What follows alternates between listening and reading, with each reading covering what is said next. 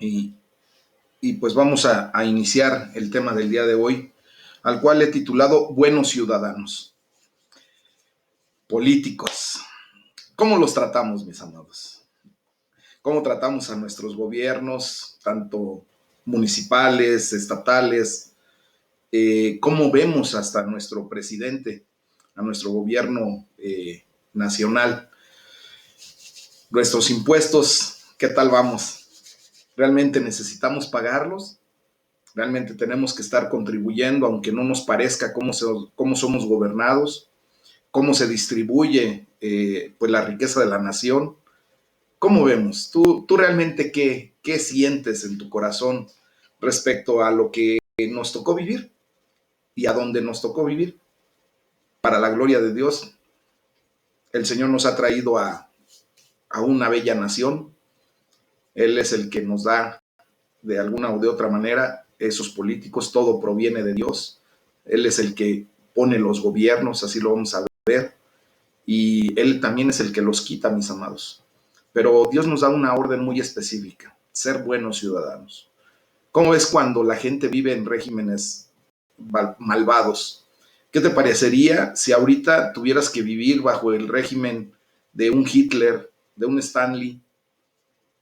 ¿Cómo se supone que deberías de obedecerlos? O en su defecto, en tu concepción, deberías ignorarlos, hacer lo que tu gana se te dé.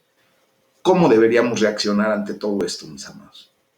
La palabra de Dios, como les digo, nos indica y nos llama a ser buenos ciudadanos. El apóstol Pablo escribe, lo voy a leer primeramente en la versión de El Mensaje, porque es una versión muy actual y nos va a dar mucha luz respecto a lo que posteriormente vamos a leer a través de la Reina Valera. Dice entre Romanos capítulo 13 del versículo 1 al 3, lo voy a leer en la versión El Mensaje, y dice: todos los gobiernos están bajo la autoridad de Dios. En la medida en que hay paz y orden, es el orden de Dios. Así que vive como un ciudadano responsable. Si eres irresponsable con el Estado, entonces serás irresponsable con Dios, y Dios te reclamará tu responsabilidad. Las autoridades debidamente constituidas son solo una amenaza si estás intentando algo equivocado. Los ciudadanos decentes no tienen nada que temer. Fíjense bien, ¿cómo ven esto? Esta tuvo que ser una idea increíblemente radical para los lectores originales de Pablo, para los romanos, para la iglesia que estaba en Roma. En el mundo antiguo, la mayoría de la gente vinculaba la religión con el gobierno, no sé si ustedes se recuerdan. De hecho, en nuestro país, pues hasta que no viene nuestro benemérito de las Américas, el señor licenciado Benito Juárez, pues el Estado y el gobierno y la religión estaban pegaditas, eran casi uno, hasta que viene a declarar la laicidad del gobierno respecto a la religión, el señor Benito Juárez, ¿no? Bueno, pues imagínense nada más que la iglesia primitiva de nuestro Señor Jesucristo, cuando está en sus inicios, por ahí del año 60, 50 después de Cristo, unos aproximadamente 20 años después de que nuestro Señor Jesucristo resucita y asciende al cielo, esa iglesia primitiva aún estaba haciéndose a la idea de que el Mesías no iba a gobernar sobre su pueblo en un gobierno terrenal. Recuerden que los judíos hasta el día de hoy esperan al Mesías, entre comillas, ¿verdad? Porque Jesucristo llegó, Él es el Mesías, el ungido, el esperado. Y los judíos en aquel tiempo esperaban que el Mesías viniera como un caudillo, como un guerrero, físicamente hablando, sacando la espada, ¿verdad? Y derrocando al imperio romano que los tenía asediados, que los tenía bajo su yugo. Entonces, los primeros cristianos, pues obviamente eran judíos, y esos judíos de alguna manera esperaban que Jesucristo viniera en esa condición. Pero nosotros nos damos cuenta que Jesucristo va más allá de lo terrenal. Él estableció un gobierno, ¿verdad? Pero que va más allá de lo que tú y yo podemos simplemente ver en esta tierra. Un gobierno celestial al cual nos ha llamado a su reino, y bajo esa condición, pues nosotros vemos las cosas de diferente manera. Pero los primeros cristianos, la iglesia primitiva, pues veía la situación así como que todavía no estaba haciéndose completamente a la idea de que Jesucristo es el Mesías para la eternidad. Entonces, aquellos que lo rodeaban, aquellos que estaban subyugando al pueblo judío, adoraban a Roma y al emperador lo hacían ver hasta como un dios y lo adoraban como un dios. Con una letra minúscula se está escribiendo esto, ¿verdad? Pero aquí el apóstol Pablo les dice que sigan a Jesús como su rey, pero que también, fíjense, curiosamente, se sometan a la autoridad romana. Y eso es lo que Dios quiere que nosotros hagamos. La enseñanza de Pablo en el capítulo 13 de Romanos, pues necesita ser contrapesada por el capítulo 13 de Apocalipsis. Justamente el libro de Apocalipsis en el capítulo 13, pues vemos cómo fue escrito en el tiempo de la persecución a los cristianos bajo el imperio Domiciano. El Estado, pues simplemente es visto como el aliado del diablo, de Satanás mismo, y está representado como un dragón rojo. Hace pocos días, allí cuando estuvimos estudiando Apocalipsis 13, pues justamente hacíamos ese comentario, que Satanás estaba representado por ese dragón rojo, y dice que ha dado su autoridad al Estado perseguidor, obviamente de la iglesia de Jesucristo, que es representado este dragón rojo como un monstruo que emerge del mar. Y en el peor de los casos, mis amados hermanos, pues el gobierno puede ser demoníaco. Vemos a un Hitler completamente dominado, poseído propiamente, porque obviamente una masacre de esa naturaleza como la que él generó a más de 5 o 6 millones de judíos, esos crímenes de lesa humanidad que se dieron bajo el dominio de Hitler en Europa del Este, pues simplemente damos una idea de cómo es un gobierno demoníaco, ¿verdad? Pero fíjense bien lo que sucede. Tanto lo escrito en Romanos 13 como en Apocalipsis 13 es verdad. Hay buenos y malos gobiernos. Hay un lado bueno en el gobierno humano, porque también los hay. También puede haber un lado malo. Entonces, el Estado permanece dentro de sus límites, ¿verdad? O si los transgrede, el cristiano lo describirá como siervo de Dios o como instrumento del diablo. ¿Cómo declaras a nuestro gobierno actual? Tú tendrás tu propia razón. No te voy a decir la mía porque me meto en camisa de 11 varas. Sabemos que de repente hay Coca-Colas en el desierto, ¿verdad? Y entonces nos pueden escuchar y no queremos meternos en problemas. Cada quien tenemos nuestra propia percepción. Entonces, mis amados hermanos, vamos a leer en el Salmo número 89, del versículo 38 al 45, cómo Dios nos llama y nos invita a estar orando por los que tienen autoridad. Vamos a leerlo. Dice la palabra de Dios. Mas tú desechaste y menospreciaste a tu ungido, y te has airado con él. Rompiste el pacto de tu siervo, has profanado su corona hasta la tierra. Aportillaste todos sus vallados, has destruido sus fortalezas. Lo saquean todos los que pasan por el camino, es oprobio a sus vecinos. Has exaltado la diestra de sus enemigos, has alegrado a todos sus adversarios. Embotaste asimismo el filo de su espada, y no lo levantaste en la batalla. Hiciste cesar su gloria y echaste su trono por tierra. Has acortado los días de su juventud, le has cubierto de afrenta, dice la palabra de Dios. Fíjense bien. Israel era una teocracia. ¿Qué quiere decir? Un gobierno que estaba establecido por Dios y Dios mismo era su gobernante. Dios mismo era su rey. Entonces, fíjense bien lo que sucede. La iglesia y el Estado obviamente estaban inextricablemente entrelazados. Allí estaba esa condición. ¿Por qué? Porque era un gobierno teocrático, ¿ok? El líder ungido del pueblo de Dios, que es el que se está representando allí en el versículo 38, pues también era el que llevaba la corona, como lo dice el versículo 39, y se sentaba en el trono. Así lo dice el versículo 44. Entonces, los reyes del Antiguo Testamento fueron vistos como ungidos por Dios, y de hecho así era. ¿Se recuerdan quién era el que ungía a un rey? Justamente un profeta. No sé si ustedes se recuerden perfectamente bien de quién ungió a el rey David.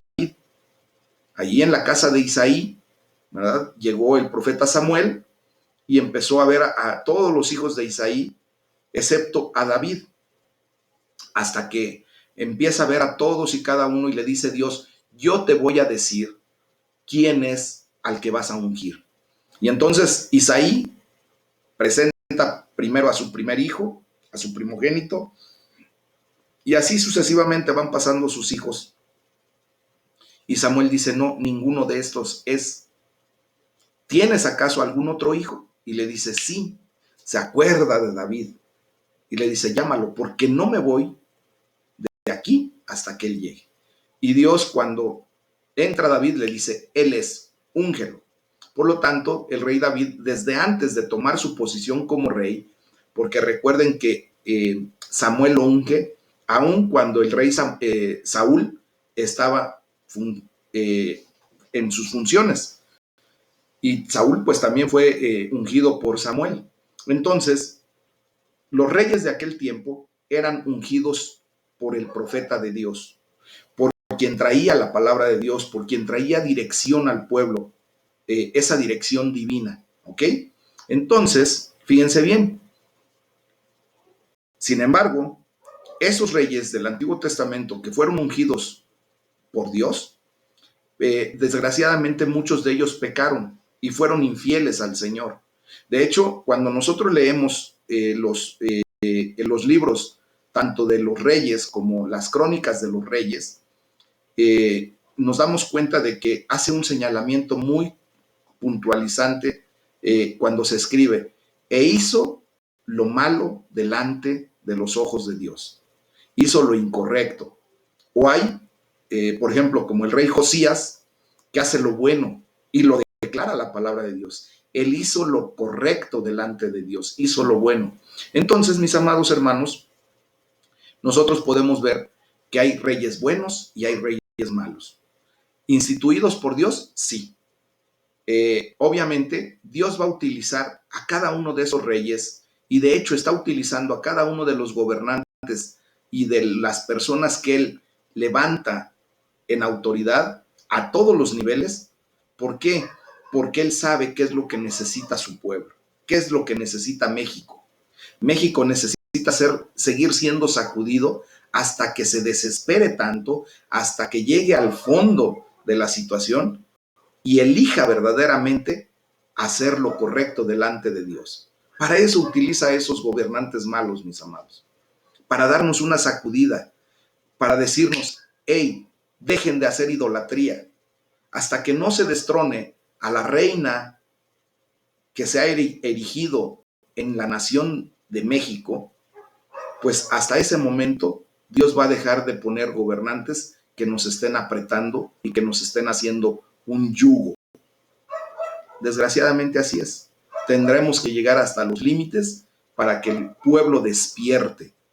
Tú y yo, la gloria sea para el Señor, hemos despertado y tenemos que llevar la palabra de Dios para que mucha gente despierte y vea la realidad, porque esto es más espiritual de lo que podemos imaginar. Obviamente mucha gente no lo conoce, no sabe y por lo tanto, pues no percibe lo que hay atrás de toda esta situación entre gobiernos que se levantan, que Dios permite que se levanten para efecto de poner un yugo al pueblo. Abrámosle los ojos a todas aquellas personas que deben escuchar este mensaje, mis amados.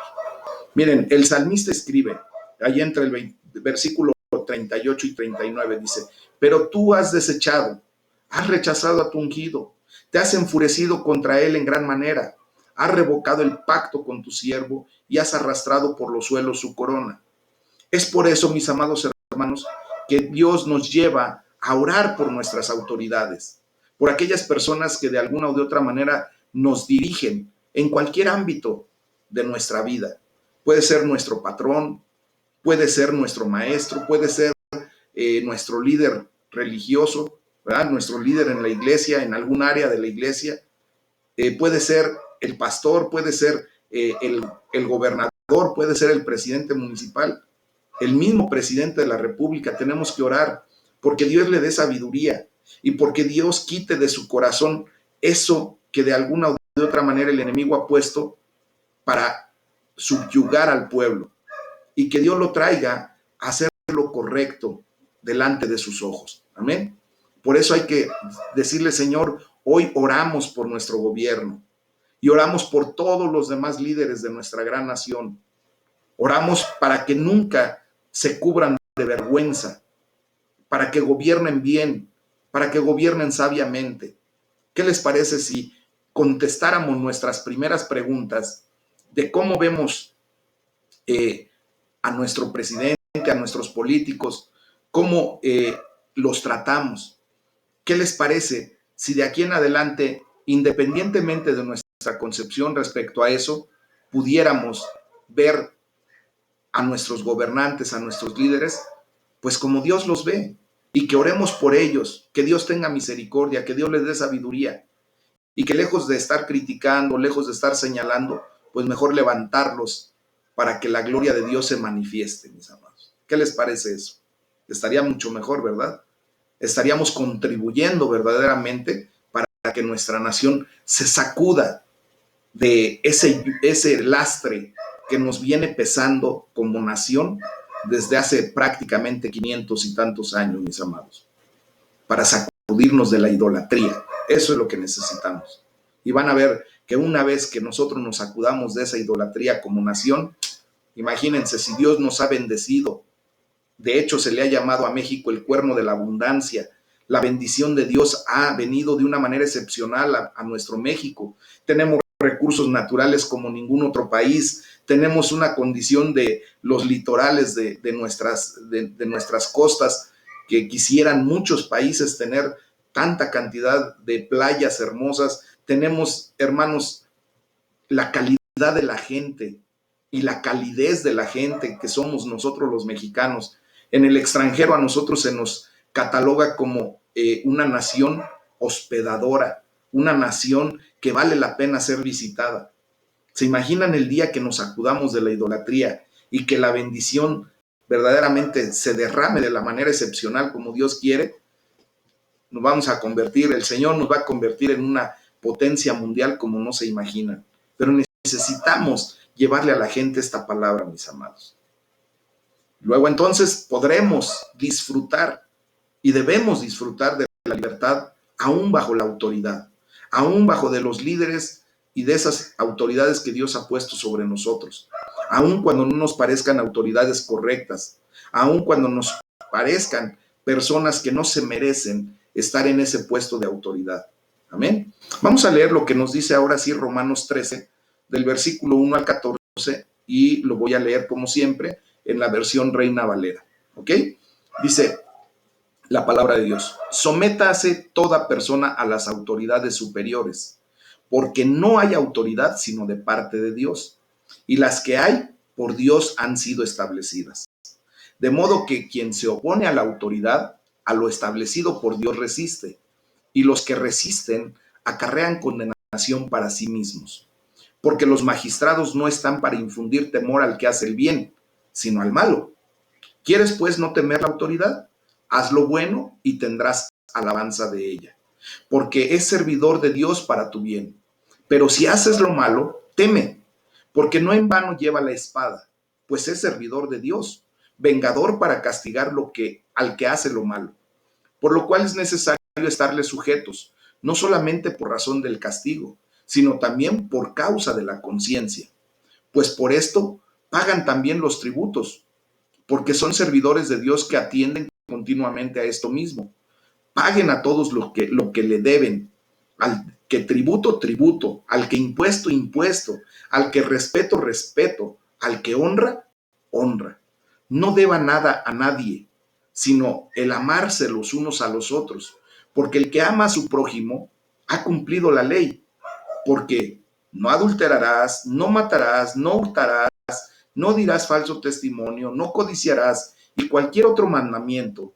En esta sentencia se resume: amarás a tu prójimo como a ti mismo.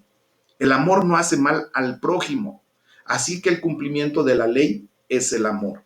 Y esto, conociendo el tiempo, que es ya hora de levantarnos del sueño, porque ahora está más cerca de nosotros nuestra salvación que cuando creímos.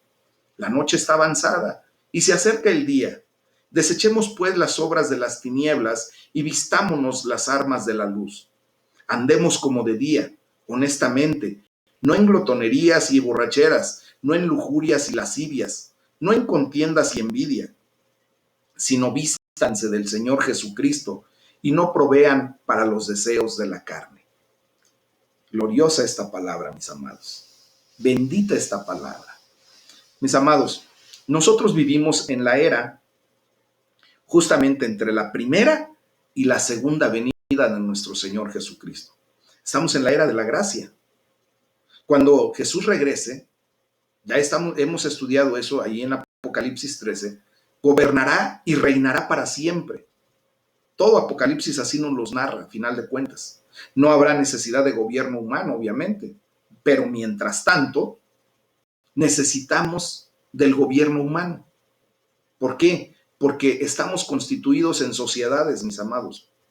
Nosotros pertenecemos a una sociedad mexicana y por lo tanto nosotros necesitamos, ¿verdad?, del gobierno mexicano para ejercer justicia, para que se normen nuestras actividades, para que no haya de alguna o de otra manera situaciones que no son equilibradas, ¿verdad?, para que haya justicia simplemente. Entonces, la autoridad de los gobiernos es propiamente vista, en palabras de Pedro, del apóstol Pedro, como una autoridad humana. Y eso lo podemos ver en la primera carta de Pedro, capítulo 2, versículo 13. Esto no significa que los seres humanos lo idearon independientemente o aislados de Dios, no. Más bien, es una institución implícita a la existencia social humana como la hizo Dios. Como Dios nos creó, somos entes sociables por naturaleza. Nosotros no estamos llamados a ser llaneros solitarios, estamos llamados a convivir en una sociedad y por lo tanto Dios instituye implícitamente gobiernos y autoridades y liderazgos para esa sociedad. Pero fíjense bien, puesto que Dios es quien establece las reglas, Pablo, por ejemplo, escribe que todos, sin excepción, debemos someternos a las autoridades públicas. Así de sencillo. Tú y yo tenemos que ajustarnos a las leyes públicas, a las autoridades. Si esto se aplica a la autoridad secular, dice, ¿cuánto más debe aplicarse a la autoridad de la iglesia? Aquí vemos una realidad. Nosotros estamos sujetos a la autoridad secular, a nuestro gobierno. Pero, ¿de qué manera tú tendrías que estar bajo la autoridad que Dios puso para tu vida espiritualmente hablando? Miren, las diferentes iglesias locales, estoy hablando de la iglesia local, tienen diferentes estructuras de autoridad, ¿no? Por ejemplo, nosotros, yo en mi propia experiencia como pastor, yo me debo someter a la autoridad de mis líderes de la asociación religiosa a la que pertenecemos. Y eso, pues, me ha traído gran libertad. ¿Por qué? Porque yo, al pasarle reportes a mis autoridades, yo me quedo tranquilo, porque ellos me dicen, ¿vas bien o no vas bien? Independientemente de lo que ustedes puedan percibir de mi persona. Yo tengo autoridades y estoy bajo autoridad. Nosotros como iglesia también pagamos nuestros diezmos, también aportamos nuestras ofrendas.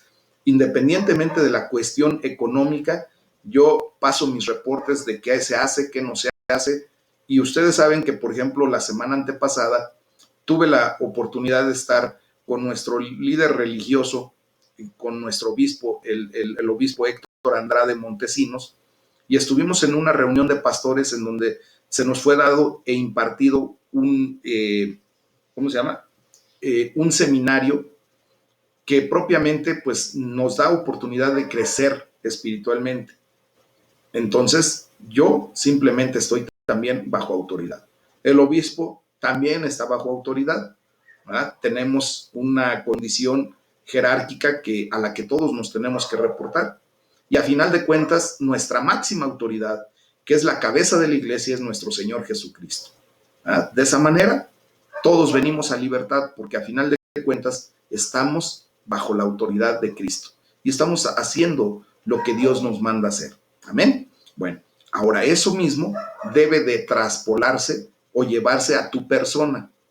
Tú debes sujetarte en esa condición de autoridad que Dios puso para tu vida, porque tú así lo decidiste. Recordemos que nadie hemos llegado a esto, a la iglesia, al centro de formación cristiano, pues a punta de pistola, ¿verdad que no?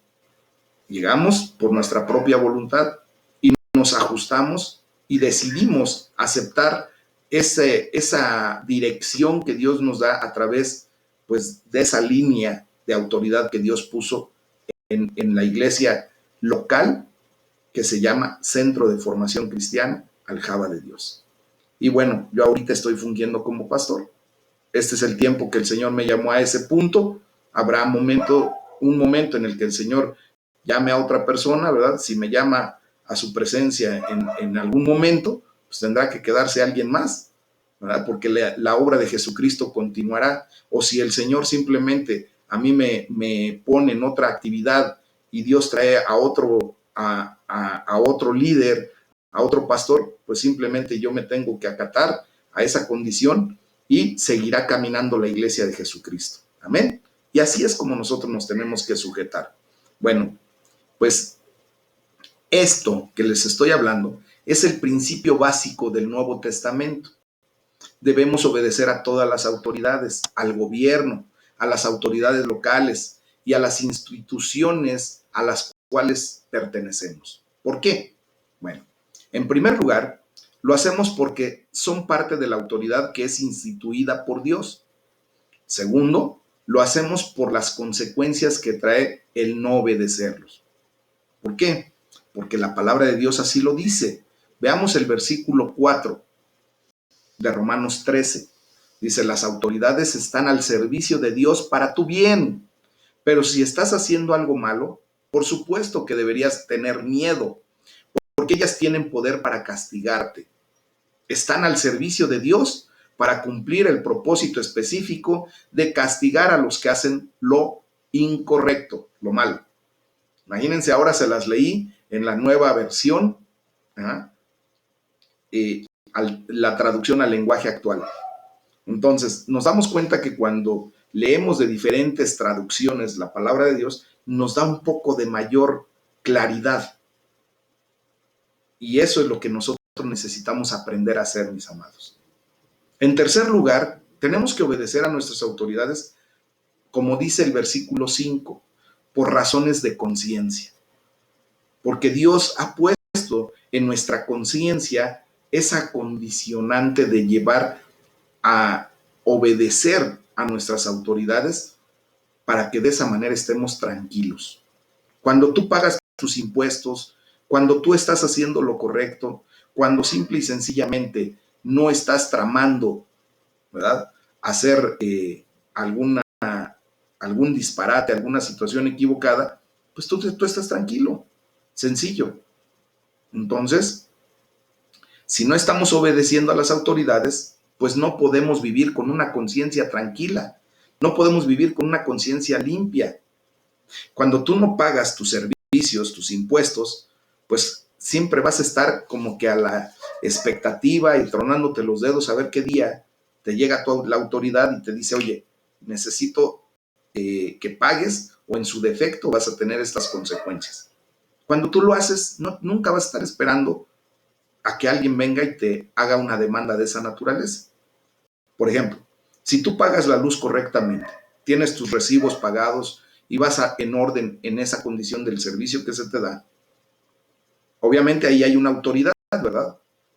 Si tú haces lo correcto, pues no te van a cortar la luz, no te van a demandar porque te estás robando la luz, pero si te la estás robando, pues siempre vas a estar a la idea de que, China, a ver qué día me cachan el diablito, o qué día, a ver si no hacen aquí la limpieza de los medidores y me quitan eso, y al rato voy a tener que pagar las consecuencias, como muchos ha estado pasando ahora que quitan ya el servicio y que desde las oficinas están hasta teniendo la lectura de los medidores, ¿verdad?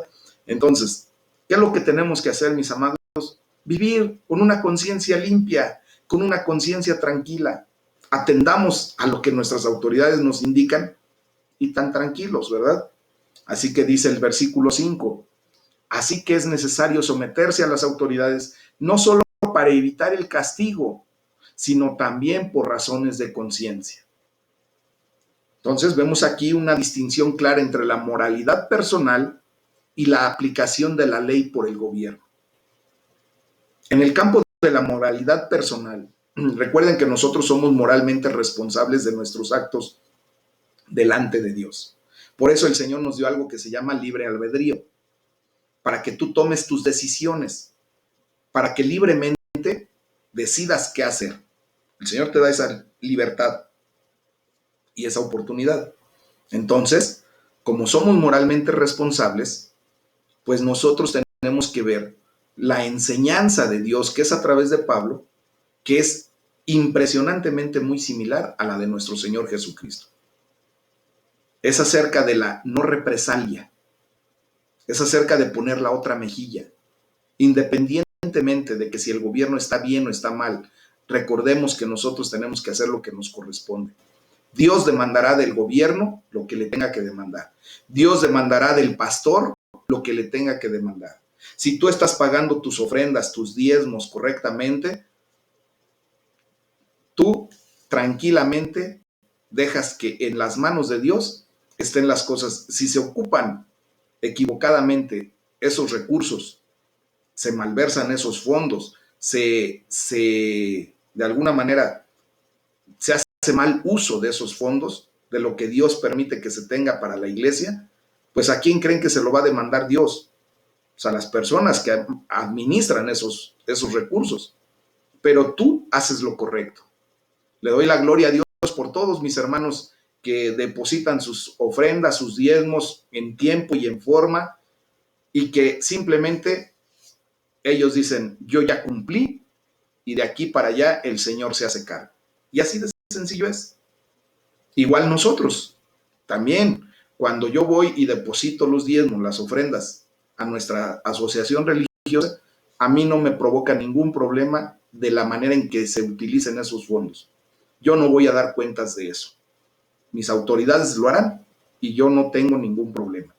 Igual, cuando yo hago lo correcto delante de mis autoridades, pago mis impuestos, pago mis servicios, si malversan los fondos, si se lo roban, si no hacen la labor que tienen que hacer con ese dinero, si no invierten en los servicios para la comunidad, es problema de ellos. Dios les va a demandar efectivamente hasta el último de los centavos que se depositen en sus manos, porque Dios los hace administradores de sus recursos, o sea, de los recursos de Dios. Y así de sencillo es, mis amados.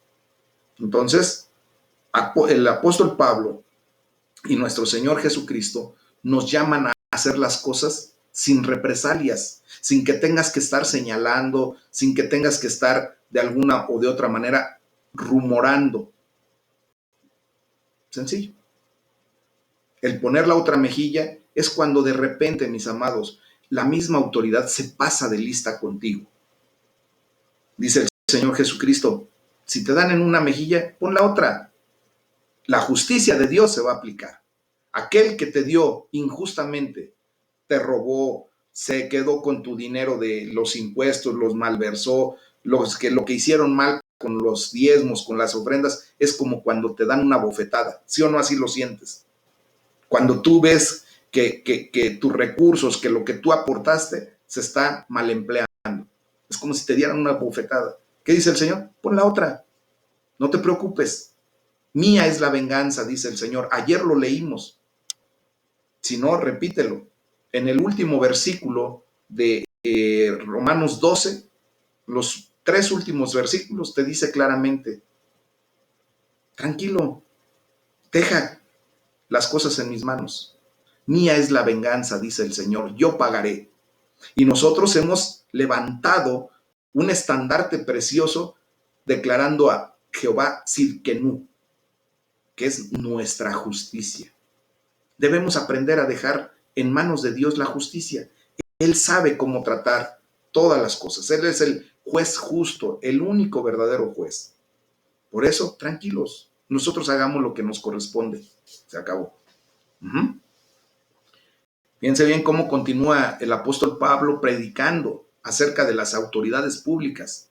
Habla de los gobernantes como siervos de Dios para castigar al malhechor. Hoy en día, técnicamente, el Estado se preocupa por la protección de los demás, ¿verdad? Debe respaldar y permitir, ¿verdad? Debe de estar checando todo lo que sucede en nuestra nación.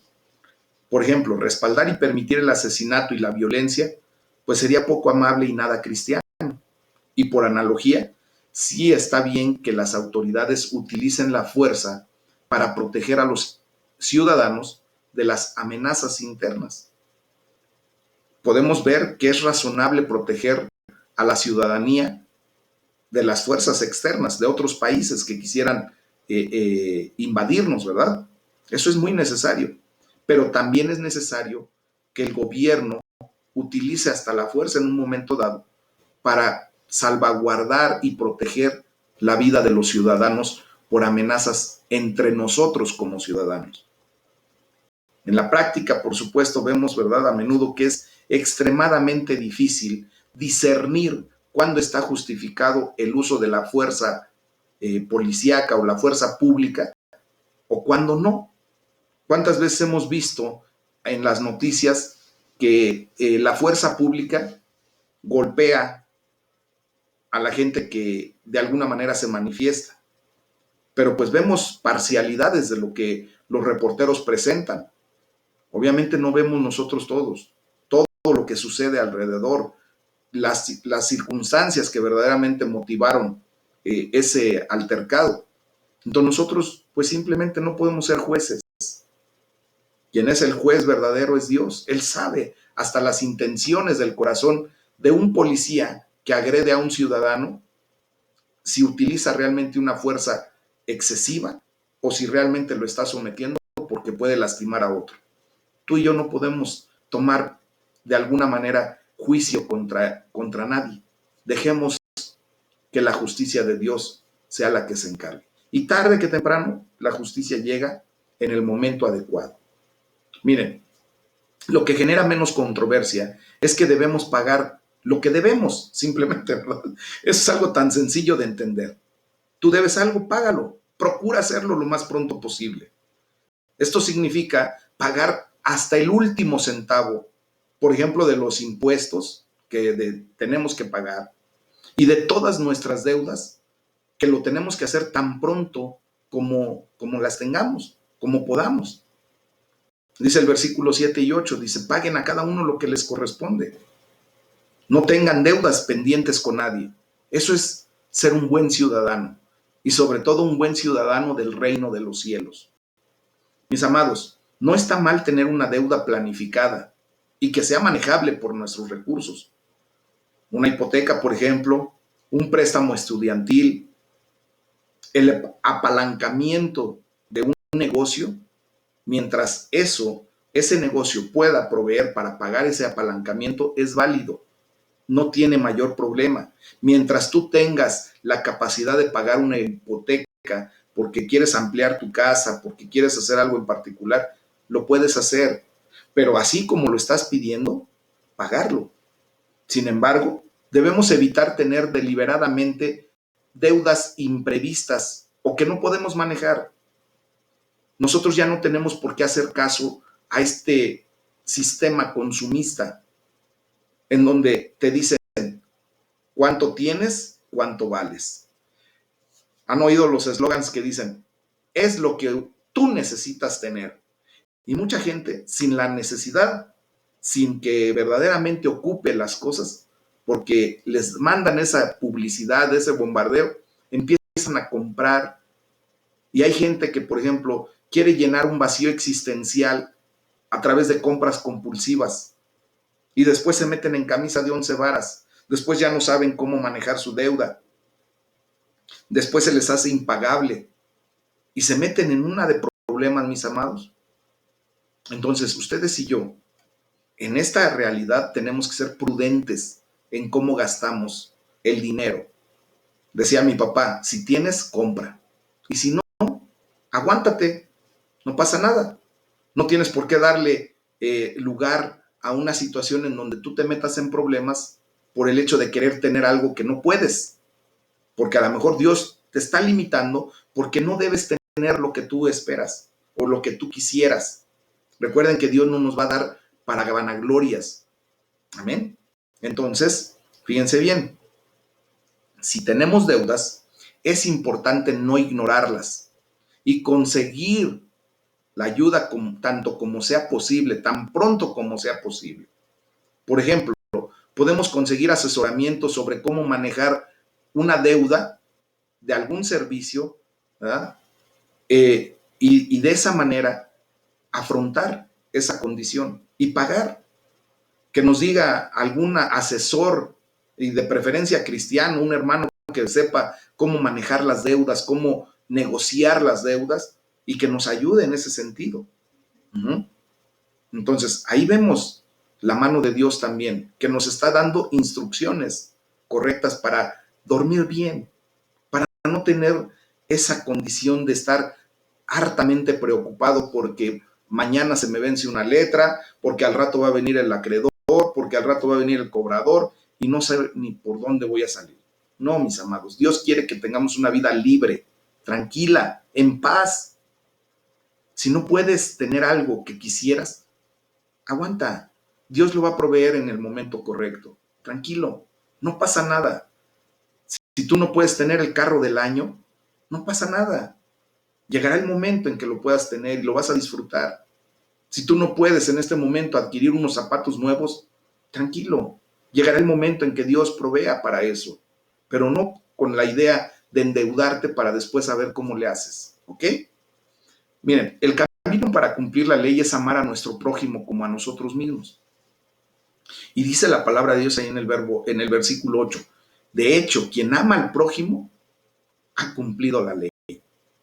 Amemos a nuestro prójimo. ¿Quién es nuestro prójimo? Los primeros que se acercan a nosotros, quien está a nuestro alrededor. Si estamos en el ámbito laboral, nuestro prójimo es nuestro compañero de trabajo. Ámalo, no te excedas. Si tú tienes autoridad sobre una persona, no seas arrogante, no seas impositivo, no seas autoritario. Ámalo, velo como Dios lo ve y vas a ver cómo las cosas se ponen de una manera excepcionalmente buenas, bien. Porque si no hacemos esto, mis amados hermanos, simplemente no estamos cumpliendo la ley. Amén.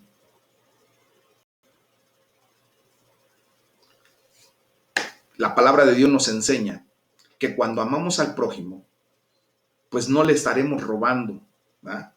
No le estaremos causando infelicidad por haberle robado algo a nuestro vecino o a nuestro compañero de trabajo o a nuestro compañero de estudios. ¿Sí o no? Si amamos al prójimo, no mataríamos a nadie o ni siquiera sentiríamos ira de la que nos lleva a pecado debido al daño que nos hubiese causado. Aprender a poner la otra mejilla es algo que solamente Dios puede ayudarnos a hacer. Cuando te han lastimado, cuando te han ofendido, ora a Dios en ese momento y dile: Señor, permite que yo no tenga ira que me lleve a pecado. Permite que solamente le haga saber que lo que me hizo me lastimó, pero que hasta ahí quede, porque lo amo, porque yo no quiero incurrir en la misma falta que esa persona me hizo. Él me ofendió, pero yo no quiero ofenderlo. Permite que yo tenga el corazón para bendecirlo, para poder hasta tenderle la mano si es necesario. Amén. Así debemos actuar. Gracias, Martita. Amén. Entonces, si tú y yo amamos a nuestro prójimo, pues no cometeríamos adulterio. ¿Por qué? Porque entendemos el daño que haríamos a nuestro matrimonio primeramente y a las relaciones de la otra persona. Así de sencillo es. De hecho, en el versículo 9 y 10 nos dice, porque los mandamientos que dicen, no cometas adulterio, no mates, no robes, no codicies, y todos los demás mandamientos se resumen en un solo precepto. Ama a tu prójimo como a ti mismo. El amor nunca va a perjudicar al prójimo. Así que el amor es el cumplimiento de la ley. La ley se resume, por lo tanto, y se cumple con el amor. El amor no es una excusa para quebrantar los mandamientos, sino una manera correcta de guardar los mandamientos, de obedecer a Dios. Los mandamientos fueron dados por amor a nosotros y se cumplen también con amor. Pablo no escribe que si amas no necesitas obedecer los mandamientos. No, eso no lo dice. No dice porque yo te digo te amo, entonces puedo pasar sobre ti. No, no, mis amados. Más bien, él asegura que si amas, cumplirás los mandamientos. Así de sencillo. Y Jesús es el ejemplo supremo del amor.